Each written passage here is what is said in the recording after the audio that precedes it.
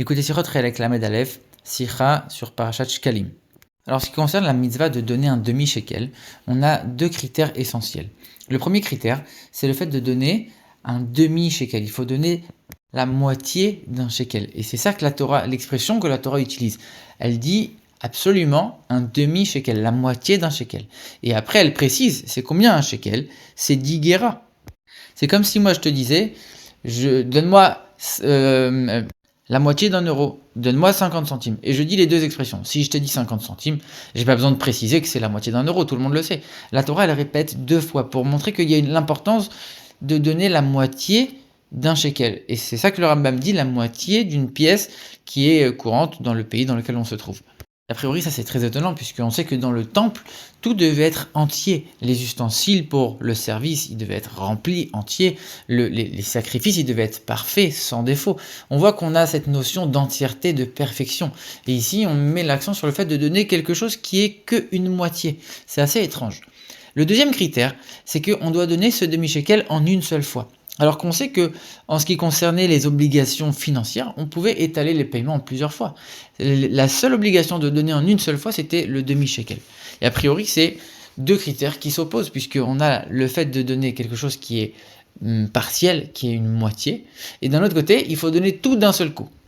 Alors en vérité, de manière un peu plus profonde, on sait que le peuple juif et Dieu sont toujours associés comme un seul et même corps, comme une seule et même entité, comme le mari et la femme. Ça veut dire que Dieu, quelque part, c'est une première moitié, et le peuple juif, c'est une deuxième moitié.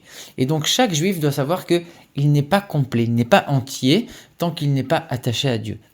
C'est d'ailleurs l'explication du Maggid de Mezritch sur le verset, que lorsque Dieu dit à Moshe, « Fais-moi 2 trompettes ». Chatzotzrot, et on peut le décomposer ce mot en chatzait surot, fais-moi 2 formes. C'est en fait 2 parties qui ne forment qu'une seule entité ensemble, Dieu et le peuple juif. Et ça, on le retrouve aussi dans la définition que donne le Tanya de l'âme divine. Le Tanya, il explique que l'âme divine, c'est une parcelle de Dieu véritablement. Il ne dit pas que on a l'âme divine, et elle va s'attacher à Dieu. Cette âme divine, elle se connecte à Dieu. Non, cette âme divine, c'est Dieu. C'est une partie de Dieu lui-même, déjà.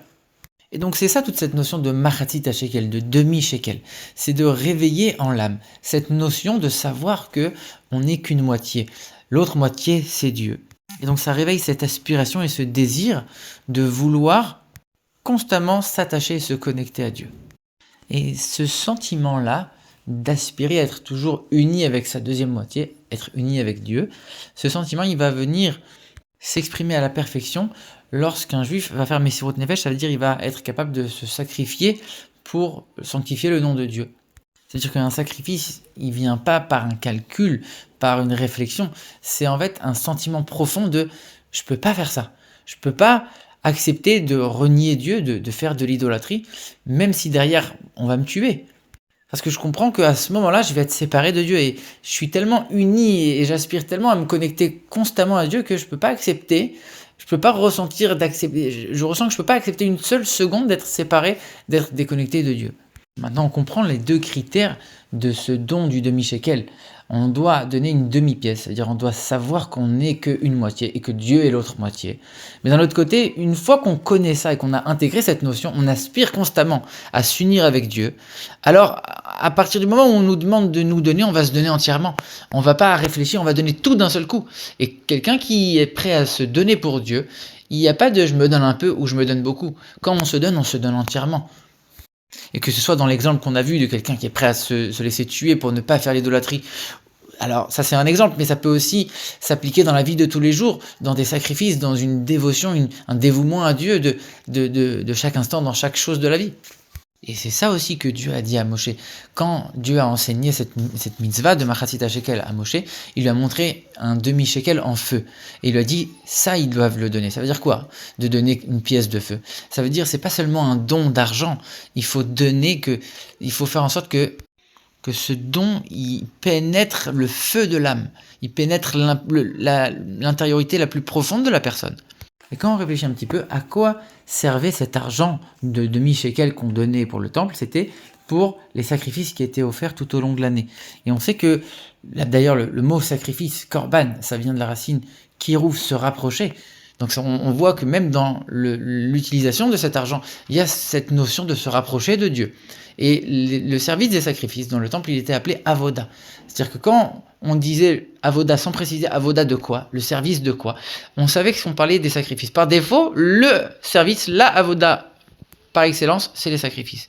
Puisque comme cette notion de se rapprocher de Dieu, le korban de Kirouv, se rapprocher de Dieu, ça, quelque part, c'est la notion essentielle, c'est le principe essentiel, fondamental qu'il y a dans l'ensemble du service de Dieu. On sert Dieu pour se rapprocher de lui. Et quand on fait pénétrer cette notion de machatzit shekel, de demi-shekel, de savoir qu'on n'est qu'une partie, on n'est que la moitié, et qu'il y a Dieu, c'est lui qui va nous donner les forces de le servir, qui va nous donner les forces de résister aux obstacles et aux épreuves. C'est lui l'autre moitié, c'est vers lui qu'on aspire. Nous, on est seulement un demi-shekel, une moitié. On est seulement partiel. Et c'est ça qui va permettre d'avoir sans cesse cette aspiration, cette connexion, ce besoin et cette volonté de se connecter constamment avec Dieu. Et si Dieu veut que ce don il puisse accélérer la venue de Mashiach, que cette connexion, cette volonté, cette aspiration envers Dieu, grâce à cette mitzvah de Machatzit shekel, elle puisse faire en sorte qu'on puisse donner véritablement dans le vrai temple avec la venue de Mashiach.